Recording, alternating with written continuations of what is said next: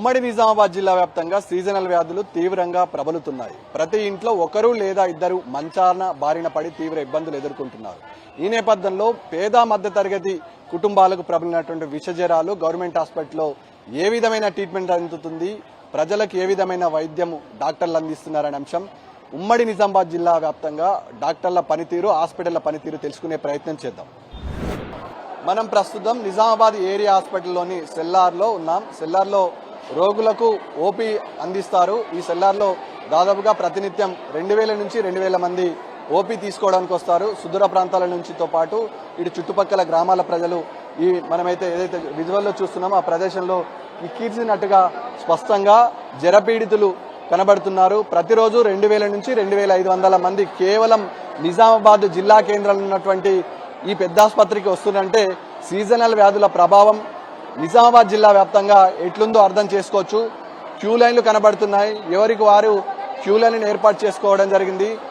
8 queue లైన్లు స్పష్టంగా మనకు కనబడుతుంది. 8 నిజామాబాద్ జిల్లా వ్యాప్తంగా ఏ ప్రైమరీ హెల్త్ కేర్ని చూసినా, ఏ హాస్పిటల్ చూసినా ఇదే సందర్భం స్పష్టంగా కనబడుతుంది. నిజామాబాద్ జిల్లా వ్యాప్తంగా ఇదే పరిస్థితి ఇప్పుడు మనం చూస్తున్నట్టుగా విషజ్వరాలతో జనం విలవిలలాడుతున్నారు. సీజనల్ వ్యాధులు విచ్చలవిడిగా నిజామాబాద్ జిల్లాలో విజృంభిస్తున్నాయి. మలేరియా, టైఫాయిడ్, డెంగ్యూ, చికెన్ గున్యా వ్యాధులతో జనాలు తీవ్ర ఇబ్బందులు పడుతున్నారు. గత కొద్ది రోజుల నుంచి వర్షాలు విపరీతంగా కురవడం వల్ల మరింత పెరిగిందని వైద్యులు చెప్తున్నారు. నేపథ్యంలో ఈ గవర్నమెంట్ హాస్పిటల్ ప్రస్తుతం మనం చూస్తున్నటువంటి సీజనల్ వ్యాధులు ఉన్నటువంటి ప్రతి ఒక్కరూ డెంగ్యూ, మలేరియా, వైరల్ ఫీవర్ తో బాధపడుతున్నట్టుగా రోగులు చెప్తున్నారు. గత ప్రతి ఇంట్లో ఒకరు లేదా ఇద్దరు జడపీతులై కనిపిస్తున్నారు. ప్రభుత్వం, ప్రైవేట్ హాస్పిటల్లో రోగులతో ప్రస్తుతం అయితే నిండిపోతున్నాయి. ప్రభుత్వ ఆసుపత్రిలో డాక్టర్ల సిబ్బంది కొరతతో వైద్యం అందడం లేదు. అదేవిధంగా సర్కారు దవాఖానలో మందులు కూడా లేవని రోగాల బారిన పడ్డటువంటి వారు చెప్పడం జరుగుతున్నారు. ఈ నేపథ్యంలో ఇటు మంచినీళ్ల సదుపాయం కూడా కనీసం అందించడం లేదని అంటున్నారు. మనతో పాటు మాట్లాడడానికి ఒక రోగి, ఒక బంధువు ఉన్నారు. ఏమంటారు, ఎట్లా ఉంది పరిస్థితి, హాస్పిటల్ పనితీరు ఏ విధంగా ఉంది? బాగా ఘోరం ఉంది పరిస్థితి. మంచినీళ్ళ సౌకర్యం లేదు, వాళ్ళు రెస్పాన్స్ ఇస్తలేరు. బాగా ఘోరం ఉంది పరిస్థితి. సరే, మంచినీళ్ళు సౌకర్యం బయటికి వెళ్ళి తీసుకొచ్చుకుంటారు మంచినీళ్ళు. ఇంత పెద్ద హాస్పిటల్ నుండి దీనికి మెయింటెనెన్స్ చేసేటోళ్ళు కరెక్ట్ లేరు. కానీ దీనికి కరెక్ట్ రెస్పాన్స్ ఇవ్వాలని మా యొక్క కోరిక. మీరేమంటారు, ఏమైంది? ఇప్పుడు ఇంట్లో ఒక బండి లేదు, పేషెంట్లను చూసేవాళ్ళు లేరు. అవును, హరీష్ రావు ఉన్నప్పుడు మంచి కంట్రోల్ ఉండే.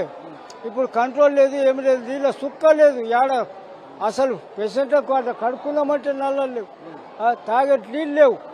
ఏమని హాస్పిటల్ పనితీరు పూర్తిగా దెబ్బతింది. దాదాపుగా కనీస మౌలిక సదుపాయాలు, టాయిలెట్స్ కానీ, వాటర్ కానీ, ఇతర మౌలిక సదుపాయాలు లేక రోగుల వెంబడి వచ్చే బంధువులు తీవ్ర ఇబ్బందులు ఎదుర్కొన్నట్టుగా స్పష్టంగా కనబడుతుంది. వాళ్ళు వాపోతున్నారు. గతంలో హరీష్ రావు ఆరోగ్య శాఖ మంత్రిగా ఉన్నప్పుడు ఇలాంటి పరిస్థితి లేదు. కానీ పరిస్థితి ఇప్పుడు తీవ్రతరమైంది. ఇబ్బంది పడుతున్నాము.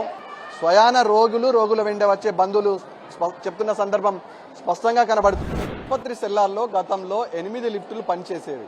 రోగుల వెంట వచ్చే బంధువుల కోసం లిఫ్టులు ఉపయోగపడేవి. కానీ ఆ పరిస్థితి ఇప్పుడు పూర్తిగా మారిపోయింది. కేవలం 2 లిఫ్టులతోనే రోగుల బంధువులని పైకి తీసుకువెళ్లడం జరుగుతుంది. ఈ నేపథ్యంలో తీవ్ర ఇబ్బందులు పడుతున్నారు. ఒకవేళ రోగులు ఏదైనా ప్రమాదం సంభవించి అదేవిధంగా స్ట్రక్చర్ పై వచ్చే వారి పరిస్థితి ఏ విధంగా ఉంటుందో అర్థం చేసుకోవచ్చు. ఈ నేపథ్యంలో మనం చూస్తున్నాం, లిఫ్ట్లు క్లోజ్ అయి ఉన్నాయి. లిఫ్టులు పనిచేయని సందర్భం స్పష్టంగా కనబడుతుంది. ఈ పరిస్థితి ఉండేది కాదని స్వయాన డాక్టర్లే ఒప్పుకుంటున్నారు. ఈ నేపథ్యంలో ఇటు రోగుల వెంబట వచ్చే బంధువులు తీవ్ర స్థాయిలో ఇబ్బంది పడుతున్న సందర్భం కూడా నిజామాబాద్ ఏరియా హాస్పిటల్లో స్పష్టంగా కనబడుతుంది. మనతో పాటు కొంతమంది రోగి బంధువులు ఉన్నారు. వారు ఏమంటున్నారో వారి మాటలు అడిగి తెలుసుకునే ప్రయత్నం చేద్దాం. చెప్పండి, మీరు ఎందుకోసం వచ్చినారు హాస్పిటల్ కోసం? హాస్పిటల్ కు ట్రీట్మెంట్ చేయించుకుందుకు వచ్చారు. ఆటోలో పేషెంట్ ఉన్నది, హాఫ్ అన్ అవర్ అవుతుంది. వీల్ చైర్లు కింది నుంచి పై వరకు ఎక్కాము. ఎక్కడ లేవు వీల్ చైర్లు. ఎట్లా ఆటో లోపల లేవాలా? కానీ వీల్ చైర్లు లేవు, ఎక్కడ లేవు. 7th ఫ్లోర్ వరకు ఎక్కాం, కింద ఉన్నాయంటున్నారు. ఎక్కడ లేవు రూమ్లల్లో. సిబ్బందికి అడిగితే ఏమంటున్నారు? కింద అడగండి, ఎమర్జెన్సీ వాడడానికి అంతే అంటారు. చెప్పండి, ఏమంటున్నారు? ఏం చెప్పాలా, వీల్ చైర్లు లేవు, ఏం లేవు. పేషెంట్ బాగా ఇబ్బంది పడుతుంది. ఆటోలో చనిపోతే ఎవరు బాధ్యత చెప్పండి? గవర్నమెంట్ ఏం చేస్తుంది? పట్టించుకుంటే లేరు. పోలీసు వాళ్ళు చెప్తేమో కింద ఎవరు ఎమర్జెన్సీ వాడలేమో అటుపోవండి. హాఫ్ అన్ అవర్ నుంచి పేషెంట్ ఉంటుంది. ఇప్పుడు పేషెంట్ చనిపోతే మనము ఉచిత మందులు ఇచ్చే మెడికల్ షాప్ దగ్గర ఉన్న ప్రభుత్వ ఆసుపత్రి నుంచి ఉచిత మందులు సరఫరా అవుతుంది. ఉచిత మందులు ఏదైతే ఇస్తున్నారో అక్కడ మనం చూడొచ్చు, క్యూ కట్టారు. అరకొర మందులు ప్రస్తుతమైతే పేషెంట్లకు అందుతున్నాయి. 10 రాస్తే 4 మాత్రం ఇస్తున్నారు, 6 బయట తీసుకోమని చెప్తున్నారు. ఈ నేపథ్యంలో రోగులు ఇబ్బంది పడుతున్నారు, బయట కూడా దొరకడం లేదు. దొరికిన అవి చాలా కాస్ట్గా ఉండడం వల్ల వాడలేకపోతున్నామని రోగులు వాపోతున్నారు. మనతో పాటు ఓ పేషెంట్ ఉన్నారు. ఎన్ని మందులు రాశారు, ఎన్ని బయట తీసుకోమని చెప్పారు? 5 తిర్ర రాసిండ్రు. 5 తిర్ర రాస్తే 2 తిర్ర మా బయట తీసుకోమని చెప్తున్నారు. బయటకు పోతే బయట లేవని చెప్తున్నారు. ఇక్కడ దొరికాయి ఇవి, అక్కడనే దొరుకుతాయి, వాళ్ళే ఇస్తారు, వాళ్ళ దగ్గర ఉంటాయని చెప్తారు. ఇక్కడ వస్తే మళ్ళా ఇయ్యకొచ్చారు. ఇక్కడ మళ్ళీ వచ్చిరా? మళ్ళీ వచ్చినాయి. మళ్ళీ వస్తే కూడా ఇయ్యకొచ్చారు.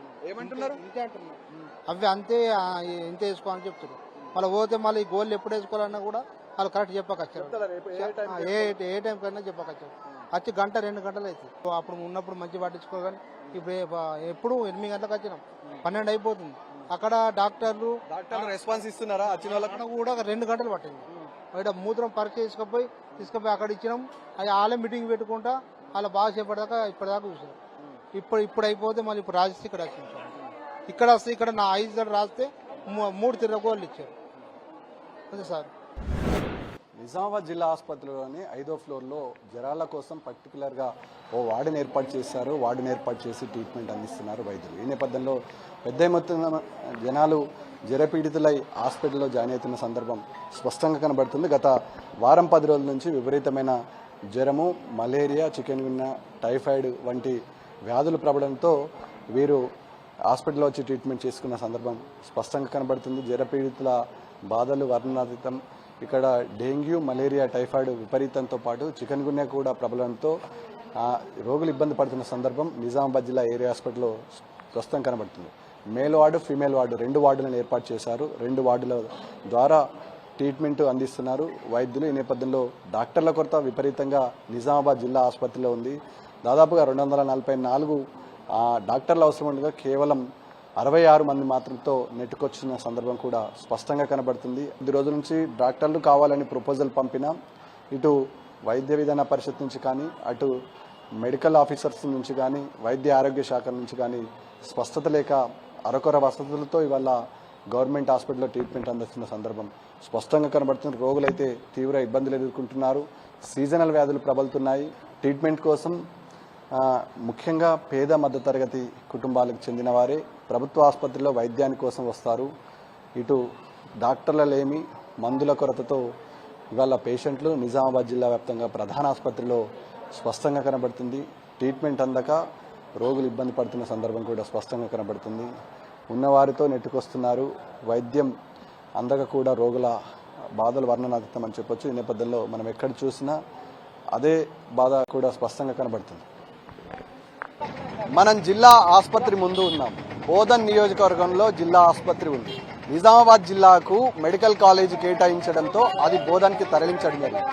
బోధన్ నియోజకవర్గంలో ఉన్నటువంటి జిల్లా ఆసుపత్రిలో ఎలాంటి మెరుగైన సదుపాయాలు ఉన్నాయి?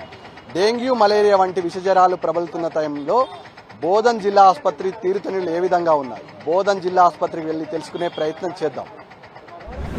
బోధన్ జిల్లా ఆసుపత్రిలో బెడ్ల కొరత విపరీతంగా ఉంది. ఒక్క బెడ్ మీద 2 పడుకొని ట్రీట్మెంట్ చేసిన సందర్భం స్పష్టంగా కనపడుతుంది. మనం ప్రస్తుతం FM వార్డులో ఉన్నాం.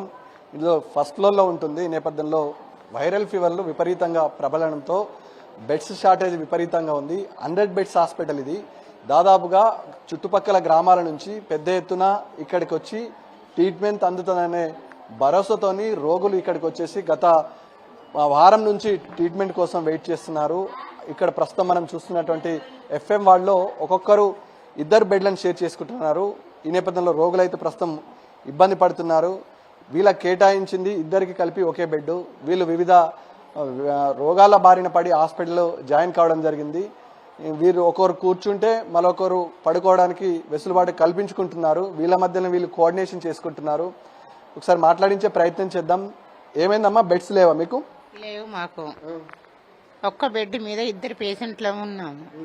అట్లా బాగుండదు కదా, వేరే వేరే బెడ్లు కావాలా, అట్లానే అంటున్నాం మేము. ఎందుకోసం జాయిన్ అయ్యారు మీరు హాస్పిటల్లో? మాకు టైఫాయిడ్ జ్వరం 2 నెలలు అయ్యాయి. అసలు తగ్గుతలేదు. జ్వరం తగ్గుతలేదు. తగ్గుతలేదు. ఇప్పుడు ఈ హాస్పిటల్ ఎప్పుడు జాయిన్ అయ్యారు మీరు? ఇవ్వాల పొద్దున విపరీతంగా టైఫాయిడ్ రావడం వల్ల జాయిన్ చేసుకోవాలని డాక్టర్ల సూచన మేరకు జాయిన్ అయ్యారు. ఎక్కడి నుంచి వచ్చిరమ్మా మీరు? ఒకటే బెడ్ మీద ఇద్దరు ఉంటుర్రా? నేను నిన్న వచ్చినమ్మా, నిన్న వచ్చినాం సారు. ఆంతులు బాగా దొడ్డికి బాగా పెట్టింది అంతు వచ్చినావు. గ్లూకోజ్ పెట్టిన నిన్న వచ్చి ఉన్నాం మేము మంచం మీద. అమ్మ ఇవాళ వచ్చింది బాగా కాల కొట్టింది ఆంతులు బాగా కొద్దిగా కాలకు తక్కువ ఉంది. నేనున్నా నిన్న వచ్చిడ ఉన్నా నేను. ఇవాళ ఆలోచన సారు వాళ్ళకు ఎడన చూసుకోమంటారు సార్. నైట్ ఎట్లా పడుకుంటారమ్మా? వాళ్ళకు చూసుకోమంటున్నా సారు నేను. కూడా కొంచెం ఇబ్బంది ఉంది కదా మీరు ఇప్పుడు? మరి నేను ఎడబోయి ఉండాలి ముసలమ్మనమ్మ సారు. నిన్న వచ్చి పట్టుకున్నా సార్ నేను మంచము. ఇక్కడ ఉన్నా సారు. ఇలా డాక్టర్లు ఏమంటారమ్మా మరి? ఉండండి జరిసేపు అంటున్నారు. ఏమనకు అసలు డాక్టర్లు ఉండని అంటున్నారు. అయిపోయా సారు ఎట్లా చేయాలని ఎట్లా వండాలా? మిడుసులు నొస్తున్నాయి, కాళ్ళు నొస్తున్నాయి సారు. కాళ్ళకు ఒకటికి నాకు చేతకందని. రోగుల ఆవేదన వర్ణనిద్దాం. ఒక బెడ్ను ఇద్దరు షేర్ చేసుకోవడం వల్ల ఇబ్బందులు ఉంటారు. సేమ్ డిసీజ్ కాకపోయినా వేరే వేరే డిసీజ్ అయినా ఇద్దరిని బెడ్ షేర్ చేసుకోవడం అనేది నైట్ ఎట్లా పడుకోవాలా, ట్రీట్మెంట్ ఎట్లా చేయగలుగుతారనే బాధ రోగుల నుంచి వినబడుతున్న సందర్భం నేపథ్యంలో అధికారులు అదేవిధంగా ఇక్కడ ఉన్నటువంటి డాక్టర్స్ బెడ్స్ మరిన్ని సీజనల్ వ్యాధులు ప్రబలుతున్న సమయంలో ఈ బెడ్స్ మరిన్ని పెంచితే బాగుంటుందని అభిప్రాయం ఉంది. ఇది జిల్లా ఆసుపత్రి, దీనికి అధునూతనమైన సౌకర్యాలు ఉండాల్సిన అవసరం ఉంటుంది. మరో పేషెంట్ మాట్లాడించే ప్రయత్నం చేద్దాం. ఎక్కడి నుంచి వచ్చారమ్మా? पेगड़ापल्ली नीचे पेगड़ापल्ली से आए हम। बेडा नहीं है यहाँ पे, बहुत आदमी है। एक बेड पे चारों थे कल, तो आज तो दोनों चारों थे कल। बैठ के चढ़ा लिए ग्लूकोसा, बैठ के चढ़ा लेके बाजू बेड पे जाके सो जा रहे। असल बहुत परेशानी हो रही और बेडा होना पर उन्होंने क्या करते, फुल आदमी आ रहे ना, आदमी बहुत हो जा रहे, बेडा कम हो गए, पलंग आ नहीं है। हाँ इसलिए कितने दिन हो गए बुखार हो गया आपको? मेरे को आज को 4 दिन हो रहा। अच्छा 4 दिन में यहीं? हाँ यही छे। कल चारों बैठे एक पलंग पे। వీళ్ళు చెప్తున్నారు 4 రోజుల నుంచి ఇదే విధంగా ఉంది పరిస్థితి. 4 రోజుల నుంచి ఒక్కొక్క బెడ్ని షేర్ చేసుకుని సెలైన్స్ కానీ ట్రీట్మెంట్ కానీ యాసిస్ ఒక్కొక్కరికి ఒకే బెడ్ మీద 4గురికి ట్రీట్మెంట్ చేస్తున్నారు అంటున్నారు. ఏమైందమ్మా, ఎందుకోసం వచ్చిరారు, ఎట్లుంది పరిస్థితి? हम अब क्या है, संडासा, उल्टियाँ, बुखार, पेट में दर्द है, हम आप समझो। अब आज हमको 2 दिन हो रहा, समझो ऐसा 2 दिन हो रहा हम आके दवाखाने में थे, समझो 2 दिन से। कैसे हॉस्पिटल कैसे? अब आप क्या करते, मजबूरी से रहना पड़ेगा ना, अपने तकलीफ है ना अपने को, अब उसके वास्ते रहना पड़ा। पैसा भी रहे तो ऐसा आड़े टेढ़े रह के कुल को सौ चढ़ा ले रहे, कर रहे समझो। अब ऐसा तकलीफ है ना अपने, कम हुआ तो बस है अपने को बोले सरकार।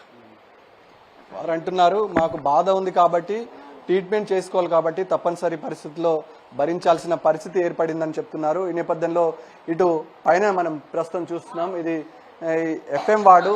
ఈ వార్డులో దాదాపుగా 8 నుంచి 12 మందికి ట్రీట్మెంట్ అందించాల్సింది. కాకపోతే ఈ వార్డులో 26 మందికి ట్రీట్మెంట్ చేసుకుంటారంటే పరిస్థితి ఎంత సీరియస్గా ఉందో అర్థం చేసుకోవచ్చు. ఒక్కొక్క బెడ్ పైన 4గురిని ట్రీట్మెంట్ చేసి 4గురికి సెలైన్స్ పెట్టడం అంటే ఇబ్బందికరంగా ఉంటుంది. ఈ నేపథ్యంలో రోగులు కూడా ఆవేదన వ్యక్తం చేస్తున్నారు. మాకు వ్యాధి వచ్చింది కాబట్టి తప్పనిసరి పరిస్థితుల్లో భరిస్తున్నాం.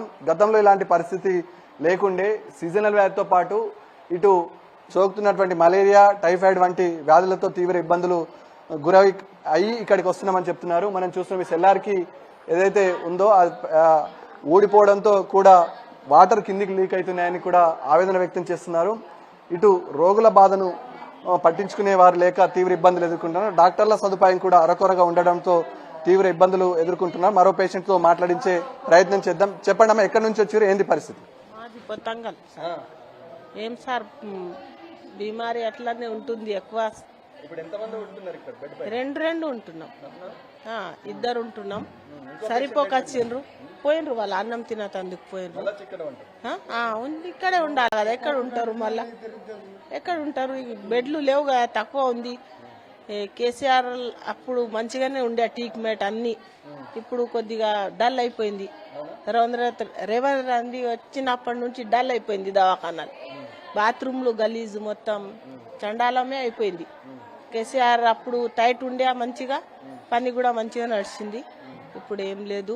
మాకు టెస్టులు స్కానింగ్లు అవి కావాలా, ఇక్కడ ఏం లేదు సౌలత్. టెస్టులు చేస్తున్నారు. స్కానింగ్ అది చేయాలంటే పోన్రి బయట పోన్రి